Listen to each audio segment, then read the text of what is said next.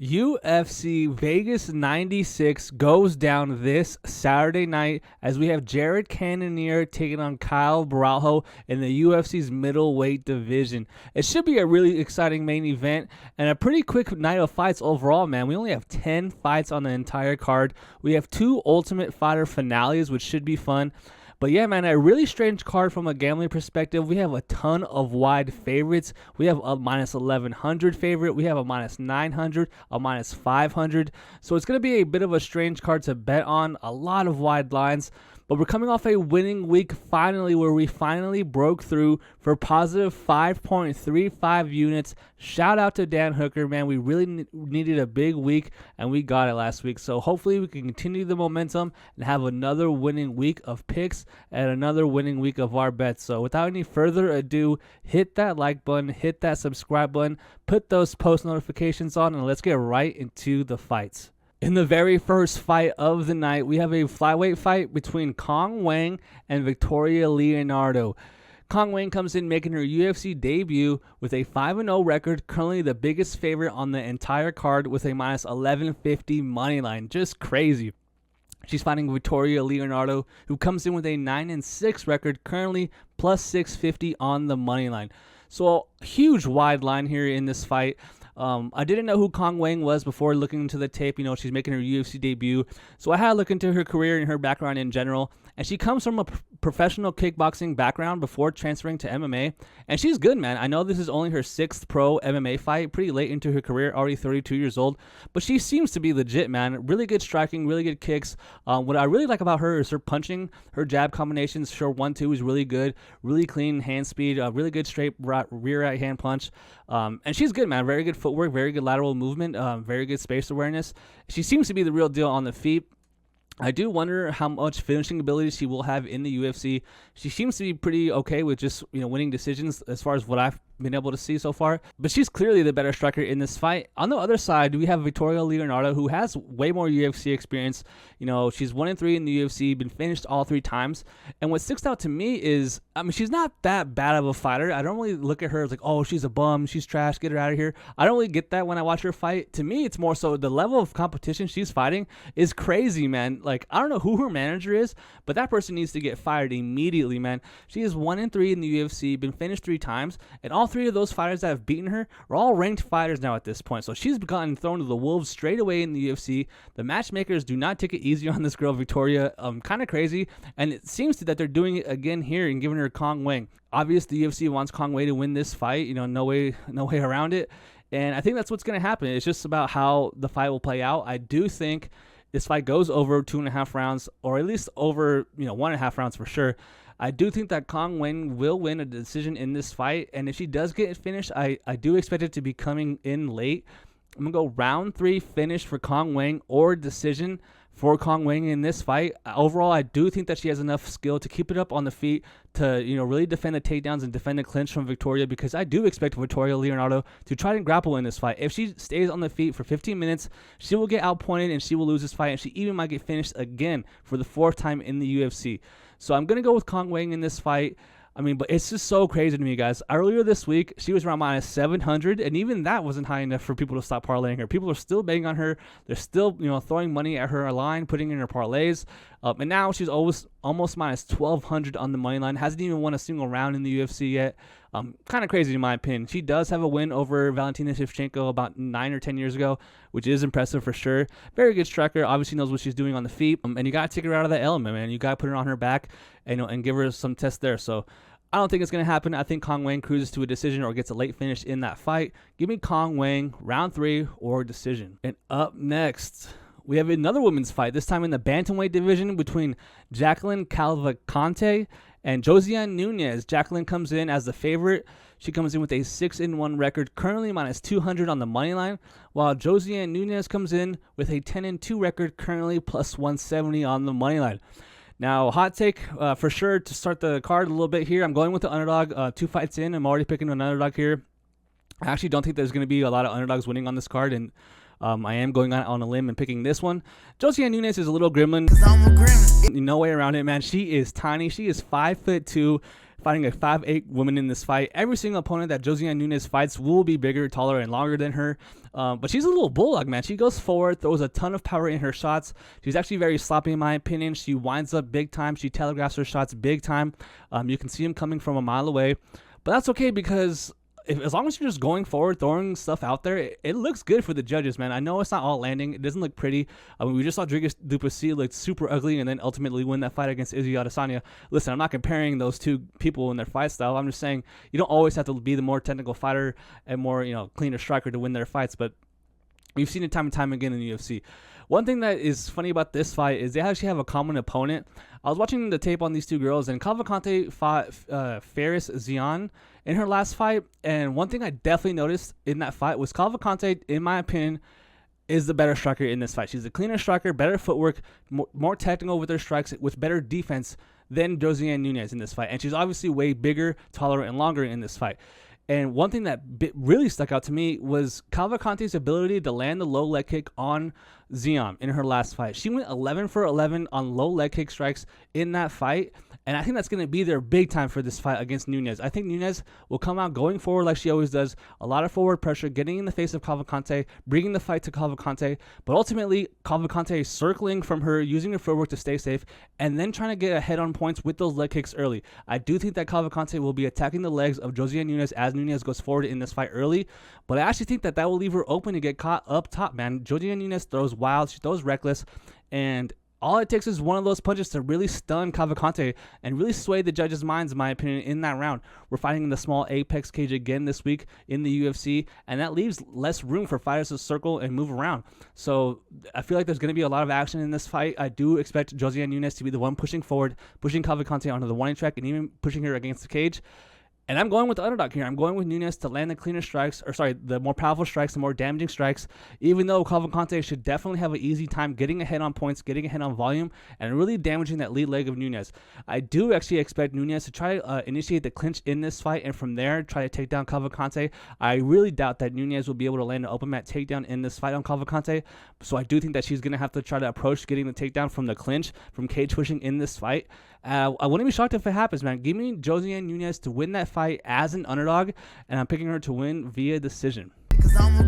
And now a very good fight. This is probably the first good fight on the entire card. We have Viacheslav Borshchev taking on James Llontop. Borshchev right here on the left side of your screen comes in with a 7-4-1 record, currently minus 240 on the money line, while James Llontop comes in with a 14-3 record, currently plus 195. Now, I'm going with Borshchev in this fight, but I am scared, man. This is not a 10 out of 10, a 9 out of 10, or an 8 out of 10 level confidence pick at all. I can definitely see Llontop landing something hard on Borshchev and knocking him out in this fight. If all things go to plan, if I'm on Borshchev here, if I'm betting him, if I'm parlaying him, in a dream case scenario, this will be a 15-minute striking fight at range, in which I do expect Borshchev to be the better striker.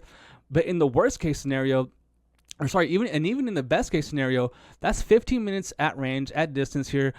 And at any moment, in my opinion, that James Llontop can crack the chin of Borshchev. We've seen Borshchev get hurt, not even just against Chase Super, who is a jiu-jitsu wizard, which is a very bad look in Borshchev's last fight, which is only 3 months ago. He got dropped and hurt really bad and finished. We've seen him hurt multiple times in the UFC. We've seen him hurt before that in multiple fights. And if we're just going to spend the whole fight at range, I mean, you're giving the guy a lot of chances to land something clean. You could be the guy winning the full round, and then one punch lands, and now we're sitting here like with our butt cheeks clenched. Like, this is bad. We're going to be sweating at that Borshchev money line bet for sure. And then we bring in the grappling. The fact that James Llontop can mix in some wrestling, can mix in some takedowns here on Borshchev and really make Borshchev work, it's going to be a problem because Borshchev has horrible takedown defense. He's obviously a very good striker. He obviously wants to keep this fight on the feet where he is best. I do think that he is the fastest striker in this fight. I do expect him to have a very good, or very big, I should say, speed advantage in this fight. But man, like I said, in the perfect case scenario, this is a 15-minute striking fight at range. And even then, I do worry about Borshchev's chin getting caught, man. I just can't get Chase Super getting, Borshchev hurt out of my mind. Borshchev does come from a good wrestling gym, which is actually kind of crazy to see him not be able to defend takedowns. So I do, expect him to eventually start showing improvements in the UFC. But we're pretty deep into his run now in the UFC. He's been in the UFC for a while, and we're still not seeing him defend takedowns very well. So one of those things where he's just not really advancing in that area of his game. But he is, don't get me wrong, a dangerous striker, a deadly striker, a very dynamic striker with a lot of variety in his strikes, a lot of good, very good fundamental footwork. And this should be a banger of a fight, man. I'm very excited for this fight. I am going to pick Borshchev to win this fight. I'm going to pick him to win via decision in this fight. I do think that he lands a lot of volume in this fight, but it's going to be tough, man. He has to stay safe against Llontop, who will be taller, longer, and younger in this fight. So a lot of, things outside the tape going in the favor of Llontop here. Give me Borshchev, but man, at minus 240, I am sketched out. If I were to bet, I would probably bet dog or pass on that fight. But for my pick, I'm picking Borshchev to win via decision. Oh man, up next, we have an absolute blowout in my opinion. This is kind of like one of those cards or one of those fights that you're going to see on this card. Just a crazy wide favorite. And it honestly should be a one-sided fight. We have a middleweight fight between Zachary Reese and Jose Medina. Zachary Reese comes in with a 7-1 record, currently minus 650 on the money line, while Jose Medina comes in with a 11-3 record, currently plus 425 on the money line. Now I'm going with Zachary Reese in this fight. I am going to pick the wide, huge favorite in this fight. I do think that he wins this fight in the first or second round. But that's the big, question in this fight. If this fight gets extended, if Jose Medina somehow survives those first 10 minutes, how is Zachary Reese going to look in that third round? And nothing against Jose Medina, but that's kind of the theory in all of Zachary Reese's fights, man. He is 7-1, and all of these finishes are coming in super, super early. We've definitely never seen him get extended. He has that one loss where he did get slammed by Cody Brenage. I feel like a lot of people threw Zachary Reese out the window once he did lose to Cody Brenage. No offense to Cody Brenage, but he isn't the best fighter. And to be going for a triangle from bottom and then get slammed on your head and get knocked out, that's just a tough look. And I feel like a lot of people really discredit Zachary Reese because that happened.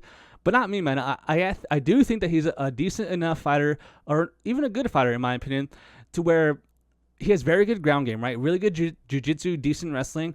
I'm impressed by him on the mat. I don't think that he's a subpar fighter on the mat. And even on the feet, I know a lot of people don't give him credit, but I actually do think he's serviceable on the feet. I mean, in his last fight, we saw him absolutely destroy Powerball Barrio in their fight, and that was a very brutal finish, and a very good sign, in my opinion, for Zachary Reese to get that fight over in such a fashion so early in that fight. And he's clearly the A side in this fight. On the other side, Jose Medina, the underdog at plus 425, his, chance to win this fight is to basically be a punching bag for the first 5 minutes and hope Zachary Reese gets tired, and then from there come on late and wins round 2 and 3, because I definitely think he's going to get smoked in that first round. Jose Medina, to me, is just a sloppy, fat middleweight with decent boxing and no grappling. If this guy gets put on his back, I don't think that he's going to get Zachary Reese off him. I think Zachary Reese will definitely be able to pass this guy's guard, pin his shoulders to the mat, get him out, make this guy give up his back, and then choke him from there, man. I'm going with Zachary Reese first round finish, and it's tricky because I don't know if it's going to be a ground and pound finish from mount or back mount, or if it's going to give, if Jose Medina is going to give his neck up, trying to give up his arm, and get submitted that way. It's just one of those things where I do expect Zachary Reese to get to a dominant position on the mat, and from there, you got to flip a coin whether it's going to be a submission or a ground pound finish. Give me Zachary Reese. I'm going to go with a submission in this fight. I'm just not impressed with Jose Medina. I actually will go as far as to say that I don't think he's a UFC level fighter. Give me Zachary Reese to get another early first round finish in that fight. Oh man, and this one is a good fight. Crazy line again, though. Oh, my God. Minus 310. We have a middleweight fight between Edmen Shahbazyan and Gerald Meerschaert. Shahbazyan comes in with a 13-4 record, currently minus 310 on the money line, while Gerald Meerschaert, GM3, comes in with a 36-17 record, currently plus 245. Now, this is a super easy fight to break down. Gerald Meerschaert needs to choke Edmen Shahbazyan, or he has no chance of winning this fight. The only way Gerald Meerschaert could win this fight is to get this guy down, Shahbazyan that is, and then submit him, because I don't think that he's going to be able to ground and pound finish him. I don't think he's going to be able to win a decision on the feet. If this goes all 3 rounds, that means that Gerald Meerschaert definitely lost the fight, and I'll be shocked if it does go all 3 rounds. I'm going with Edmen Shahbazyan, round 1 knockout in this fight. If it doesn't happen early, I actually do expect Edmen to still be there in the second and third round. We've seen earlier in his career Edmen Shahbazyan sort of, fade as the fight goes. But, man, the guys he was fighting were very good, very tough opposition. And Edmen is like a case where the UFC kind of fed him to the higher level ranked fighters a little too early. He wasn't developed yet in his career. His skill set just hasn't really advanced as far as, you would like so far. But now they're starting to realize, the UFC matchmakers, that they need to match him with lower level fighters, get this guy some more experience before they start feeding him the top 10, top 15, top 5 guys, which I do eventually think that he will graduate to.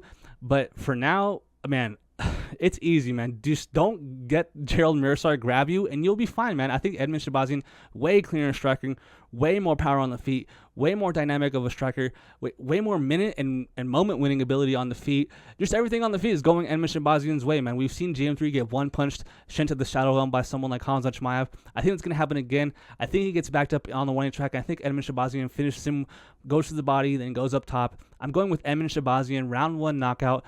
And if it goes to the second round, I'll be shocked, man. I don't think that Gerald Meerschaert is very good. I think he's slow on the feet. I think his hands are low. I think it reacts to shots bad. And I think he's just submission or bust. So unless he's getting a submission, I'm pretty sure he's going to be losing this fight. So that's not a crazy hot take. Give me Edmen Shahbazyan, round 1 knockout. Now up next on the screen right here, you can see we have a fight where one of the opponents hasn't been announced. This is actually the featherweight Ultimate Fighter finale, which is going down tonight. This is a Tuesday night right now. I'm in Las Vegas. I'm recording this on Tuesday night, and they will air the finale. They will see who wins and who will be in this fight tonight. So I'm actually recording before this fight even gets announced. But we do have one side. We have Offley, coming into this fight. I haven't watched any tape on these fights, guys. I actually really like The Ultimate Fighter. I'm a big fan. I know a lot of people don't like it and they kind of hate on it. But this season, I actually did not watch a single episode. I don't know who's fighting. I know that they're the featherweights. I think coaches are Valentina and Alexa Grasso. So, yeah, man, I have nothing to talk about because there's no fight. There's not even an opponent announced yet. So, yeah, I'm going to go ahead and skip that one. Oh, man. But after that, a freaking sick fight, in my opinion. Oh my God, this line has gone even crazier. We have a welterweight fight between Neil Magny and Michael Morales. Neil Magny comes in, the ultra veteran, with a 29-12 record, currently plus 600 on the money line, while Michael Morales comes in with a 16-0 record, currently minus 1,000 on the money line. Absolutely crazy. So I'll start with Neil Magny right here on the left side of your screen. If you're not too familiar with the UFC, or if you don't watch like every single week, you're not a diehard fan, you should know that there's a certain level of fighter that some people get to where they call them gatekeepers, right? And sometimes it's like a bad, people say it in a bad way, like a bad connotation. And other times it's like a good thing. You've hung around and they give you prospects. And if the prospect can't beat you, then they weren't ready for that next level. And so Neil Magny is a very good test for a lot of up-and-comers at this point. Neil Magny will never fight for the belt. He'll never be in the top 5 again. He'll probably never be in the top 10 again. But he's a very good, skilled fighter, pretty good everywhere. He's pretty much a generalist, decent striking, okay grappling, but now he's getting up there in age. He's taking a ton of damage. He's 37 years old, and they are feeding him another young savage. But don't, hold, so much bad thoughts on Neil Magny. He is coming off a win against a very skilled fighter in Mike Malott, who failed the Neil Magny test. He was a young, undefeated prospect. He goes out there and wins the first 2 rounds against Neil Magny. He's cruising. All he has to do is not get finished in that 3rd round. And guess what? Neil Magny goes out there and he finishes him in that 3rd round. So it's not like we haven't seen Neil Magny spring the upset before in these exact type of moments, but I definitely don't think it's going to happen in this fight. We have Michael Morales on the other side of your screen. Right here you see 16-0, undefeated, minus 1,000. Going to be, 12 years younger, a 25-year-old, 16-0 fighter in the UFC, fighting a 37-year-old. So going to be the smaller guy, but he's going to have a huge age advantage in this fight. 12 years younger, pretty big deal in my opinion in MMA. But he's a very skilled fighter. One thing I like about Morales is he does have that wrestling in his back pocket. If you watch this guy fight, you're going to be like, oh man, he's a good striker, very good, power, really active, really athletic, good speed. But he actually has very good wrestling, man. He can really rely on that if it ever gets sketchy on the feet. I don't really expect him to shoot open mat takedowns on Neil Magny, but I do expect him to try to get him down once they do initiate the clinch, because Neil Magny loves to initiate the clinch. He is a clinch merchant. He's going to try to clinch up here with Morales, because I don't think he's going to be reacting well to the shots that Morales lands on the feet here. And the big thing to me is those leg kicks, man. We saw Ian Gary chop Magny's leg kicks down brutally, man. Ian Gary was close to finishing Neil Magny with just pure leg kicks alone. I don't know if Morales is going to be spamming leg kicks as much as Ian Gary was, but I do know it's going to be there, man. Neil Magny is 37 years old. He's reacting to shots not good. And I think that Morales has him covered everywhere. If he wants to take Neil Magny down, he can. If he wants to stay at range for 15 minutes, he'll be the quicker guy. He'll have, more power, more significant round-changing abilities on the feet than Neil Magny. And in the clinch, I think he'll be safe. In the clinch, I actually think he'll be able to get Magny down along the cage. So I know that's somewhere where Magny will be wanting to be, having this fight take place. A lot of cage pushing, a lot of clinch work from Neil Magny. But I don't think it's going to matter, man. Michael Morales actually was a 5-unit bomb for us, man. We had 5 units on him at minus 250 against Jake Matthews. And Jake Matthews, gave me a little bit of scare because he was landing clean shots on Michael Morales. But Michael Morales, at only 25 years old, showed me he has heart. He showed me he has a good chin, a good durability. So I'm really not that worried for Morales any area in this fight. It's funny because I looked into this fight. I saw it on the Tapology. I was looking at the fights, and I was like, all right, cool. It's going to be a sick fight. I'm going to go Morales, obviously. And then I opened up the odds, and I was stunned, man. I could not believe they had Morales at minus 700. I thought to myself, wow, that's insane. Like, I wonder if it's going to come down with people, betting on the veteran, more experienced in Magny. And nope, everyone's laying on Morales, parlaying Morales. And at this point now, minus 1,000, just crazy. So as far as the method of victory, I do think that he's actually going to finish Magny in this fight. I'm going to go with Morales inside the distance. One of those things, like I said with Zachary Reese, it's just a tricky thing because I don't know if he's going to sub Magny, or I don't know if he's going to knock out Magny, but I definitely don't think that Magny is going to make it all 15 minutes. Give me Morales inside the distance. I'm going to go with a round 2 finish. And up next is the next Ultimate Fighter finale. We have Ryan Loder taking on Robert Valentin. Don't know much about these guys. I do know that Loder is a very good grappler. I only saw one fight from both these guys, so I'm not too familiar with their game. I didn't go and watch their pre-Ultimate Fighter stuff. Valentin looks like the real deal. He seems like he can really change fights with his hands, man. Very good power. I wouldn't be shocked to see people taking the shot on Ryan here. He is a good grappler. I think he's a former college wrestler. That's always good. Have the grappling advantage over an opponent. Could really win you fights. Could take you far in the MMA, in my opinion. But I think Valentin's just the real deal. I think he can crack. I think he can actually finish this fight. I don't really rate the striking from Ryan that good, but like I said, I've only seen a little bit of this tape, man. I got to look into it more. It's just one of those things where I know I'm not going to be betting the fight, so I didn't really spend too much time researching it. So yeah, man, give me Valentin to become the next Ultimate Fighter. I'm going with Robert Frade to win that fight. Now it's time for the co-main event, guys. Super short card this week. We have a women's strawweight fight between Angela Hill and Tabatha Ricci. Angela Hill comes in with a 17-13 record, currently minus 110 on the money line, while Tabatha Ricci comes in with a 10-2 record, currently minus 110 as well on the money line. We have a pick'em in this fight, and one of the only fights on the card that's lined close, man. This is a pick'em. I'm going with Ricci in this fight. I'm going with Ricci in decision in this fight, but again, just like last week, I think I had said when I picked Dricus, I put 1 unit on him to win 1 because it was plus 100. In this fight, I'm putting 1.1 units on Ricci to win 1. And like I said with Dricus, man, Adesanya could have made that look really easy, and he almost did. And Angela Hill in this fight can make it look really easy, and I hope she doesn't because, man, like for one, the judges are going to get involved in this fight. This is going to go all 3 rounds. Neither fighter is going to get finished in this fight. The judges are going to get involved in my bet in this fight. And I just have to pray and hope that they see it my way because we've seen some crazy judges, man. I can go on and on. I can go for the next half hour talking about that Tai Tuivasa 30-27 card from last week. Absolutely absurd. One of the craziest moments I've had as a fan was watching them read the names of the judge and then realizing it's a split somehow.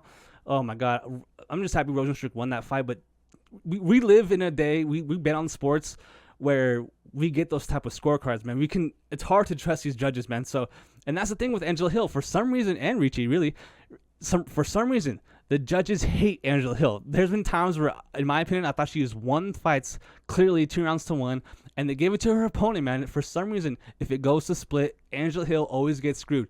Well, on the other side, Tabatha Ricci, if it goes to split decision, she seems to be the one getting the decision win. So the judges, for some reason, like what they see from her. I mean, it could be her giant butt cheeks, or who knows. But, man, on the feet, if this is a 15-minute striking fight, if there is no takedowns, no grappling involved at all, Angela Hill is like minus 300 in this fight. She has way more output in this fight, better boxing, and way better kicks. She has way more variety of strikes to win points on the feet and keep it at range and accumulate volume on the feet. That's one thing that you can count on Angela Hill. She's going to be going forward. She's going to throw a ton of volume, whether it lands or not, and it's going to look good for the judges, man. But that's where Tabatha Ricci comes in with her grappling, man. I feel like she can get to the hips of Angela Hill. And for once, unlike Zachary Reese or Morales, I think that she can get open mat takedowns. I think that she can shoot on Angela Hill and get her down in the open mat. And if that fail on a takedown, push her up against the cage, get her back on the cage, and from there really work her clinch. So I wouldn't be shocked to see either girl get reversed along the fence over and over in this fight. If this fight, takes place along the clinch in the fence, doing a lot of cage pushing, I think that does favor Tabatha Ricci in this fight. And if it does get onto the mat, I really think that favors Tabatha Ricci in this fight. It's just about, can Tabatha Ricci keep it relatively close on the feet and then get those takedowns and secure rounds that way. So I think that she has enough striking to keep it close with Hill and then implement her grappling. So it's going to be a close fight, guys. I saw money coming in on Tabatha Ricci. I actually got minus 105, not minus 110. I put 1.05 units to win one. Actually, I didn't get minus 110, so I'm actually kind of happy about that. But yeah, man, should be a close fight. Tabatha Ricci via decision. You can probably honestly get a way better line on that, but I'm a bad bettor, so I didn't bet that, and I don't think it was available. Actually, it's only Tuesday, so props haven't come out yet. But give me Tabatha Ricci. Give me Tabatha Ricci via decision, and I'm going with a younger fighter here, better speed in my opinion on the feet. Angela Hill is almost 40 years old. At some point, it's going to fall off here. She's actually been looking really good as she gets older, which is very rare in the UFC. But I think finally it's time to cash in, time to fade her, and I'm betting on Tabatha Ricci to defeat her via decision. Now it's time for the main event, guys. Already there. Super short video this week. We have Jared Cannonier taking on Caio Borralho in the main event in the middleweight division. We have Jared Cannonier coming in with a 17-7 record, currently plus 190 on the money line, while Caio Borralho comes in with a 16-1 record, currently minus 235. Hot take, though, going with the underdog here. I'm going with the 40-year-old Jared Cannonier. Crazy, right? To defeat Caio Borralho in this fight. So I'm going to start with Caio Borralho, the guy I don't think is going to win. Man, this guy's a beast right here. On the right side of your screen, you see the Brazilian 6-1, 16-1 so far in his pro career. And he's coming out of the newest hot gym in the UFC, the Fighting Nerds. Man, these guys are on fire. Everybody from that gym seems to be winning right now. And this guy's like the poster boy. This guy's like the captain of their team, it would appear, because he was like the first one to burst onto the scene. And this guy's done nothing but win so far and look good doing it, in front of our eyes in the UFC. So one thing I got to say, though, when I watched him fight, I actually don't think his striking is that good. He has that weird bouncing karate style where he's jumping in and out of the pocket, and he's bouncing the whole time. And he kind of is low output, man. His volume isn't the best. That's one thing that took me a while to realize. He doesn't really throw that much, but he is a very good grappler. We've seen him get reversed on the mat, though, which is a very big concern to me. We've seen him, but I don't think Cannonier is that good of a grappler to be doing that, like we have seen from Borralho's previous opponents. But I do know that I've seen him reversed on the mat, and in positions where you don't think that's going to be happening. He's been butterfly swept. He's been swept from bottom, and he's a good fighter. Caio Borralho, young, good fighter, 31 years old, improving in the division. This is a logical step in competition here for him in the UFC. A main event here, and he seems to be ascending, right? Coming from a gym that just seems they cannot lose right now, and he's fighting Jared Cannonier, though, who is 40 years old. He's had knee problems. He's had ACL problems in his career. Coming off getting finished in his last fight, which is a fight that was a crazy stoppage. He fought Imavov, and in that fight, the ref stepped in way too early. I mean, Cannonier, I didn't have money on the fight, but I would have been furious because Cannonier was literally throwing a punch back at the guy, and then they stopped the fight, and he was like, bro, I'm literally, I'm awake right now. What are you doing? I'm literally throwing at the other guy right now. So that was a very weird stoppage, but I know he's going to be wanting to win. He's hungry for his money. He only got half his paycheck last time he fought. And he's a very good striker, man. One thing that he hits hard, dude. Another type of guy where you can have your guard up high and you can block a shot from this guy and they can still really damage you, man. This guy can break forearms. He can break limbs just from his strikes to get blocked. This guy has crazy, crazy power. They call him the Killer Gorilla for a reason. This guy's fought in like 4 different weight classes, something crazy like that. Crazy body transformation so far in the UFC. But he's 40 years old. You can't get around the fact that he's 40 years old, and also, just like Angela Hill, eventually it's going to have to fall off, right? So I don't think it's happened yet. And I do think that he lands the more damaging strikes, man. I think he's going to be able to hurt Caio Borralho in this fight at some point. I think that he's going to be having to win this fight off damage. But if it does go all 5 rounds, I do think that Caio Borralho will be able to get to the back, get that body lock. And I don't know about finish or submit Cannonier, but I do think that he's going to be able to rack up control time in this fight. Because I don't think he's going to want to spend too much time at range, man. Like I said, Caio Borralho, low output, darts in and out of the pocket, right? Cannonier just needs to time one punch, one strike, or even a couple strikes throughout this fight, and you can really have Caio Borralho doing the chicken dance. So I'm going with the upset here. I'm going with the 40-year-old Jared Cannonier to win this fight. Should be a great fight. I'm expecting a war in this fight. We have a Cannonier who's not going to just give up his spot easily, in the division. And we have a young, hungry Brazilian in Caio Borralho who's coming for that spot. So man, should be a very good test for Caio Borralho in that fight. But I'm going with the Killer Gorilla, man. Give me the more proven guy, more experience, with way more power on the feet. So give me Jared Cannonier to win that fight. And I actually think he's going to knock out Caio Borralho in that 3rd round. So give me Cannonier, round 3 knockout. So that'll do it, guys. I really quickly will scroll down to the very bottom. Right before I started recording, guys, Dennis Bazooka got his fight canceled and then got booked a different opponent. So Francis Marshall is coming in to take this fight. So right here on the screen, I'm pretty sure you can see it. Dennis is coming in against Francis. There's no odds right now. I would assume Dennis is the favorite. Francis is on very short notice. Francis Marshall right here on the right side of the screen is on like 4 days notice right here. So it's Tuesday night and he's going to be fighting on Saturday. So I'm assuming he's already started the weight cut, or he might have been preparing for a fight before this. Just a weird thing where the fight got announced so late right before it recorded. So I would obviously want to look into it before I go out here and talk about the fight. So I guess early lean would be Dennis, because he's actually, had a full camp, and I do rate his skill set pretty good. But Francis Marshall is a freaking bulldog, man. I actually really like him as a fighter as well. Very quick, very good striking. But yeah, I got to look more into it. Haven't done a second of tape on Francis yet. Obviously, I did tape Dennis, but I actually thought Dennis was going to lose to his original opponent, Danny Silva. I was going to pick Danny Silva to beat Dennis. So now a weird mix-up, very last minute. Tuesday night, got a new opponent. So shout out to Francis Marshall for accepting this fight, and shout out to Dennis Bazooka for accepting this fight as well. Should be a good fight, man. Happy with that. Dennis is still on the card.